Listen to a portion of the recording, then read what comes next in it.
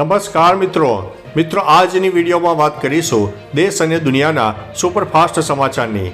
સૌપ્રથમ વાત કરીએ તો પાકિસ્તાન અને ઈરાન વચ્ચે તણાવ વધી રહ્યો છે। બંને દેશોની સેનાઓએ એકબીજાના વિસ્તારોમાં આવેલા આતંકવાદી ઠેકાણાઓ ઉપર બોમ્બમારો કર્યો હતો।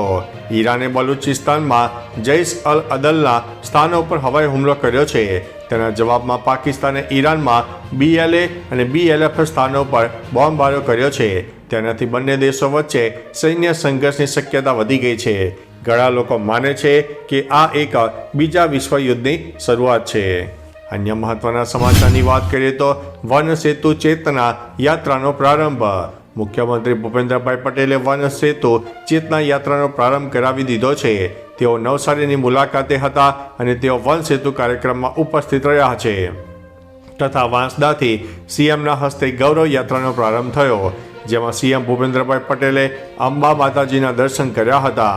તેમજ કાર્યક્રમમાં CR પાટીલ, મુળુભાઈ બેરા સહિત અનેક નેતાઓ ઉપસ્થિત છે।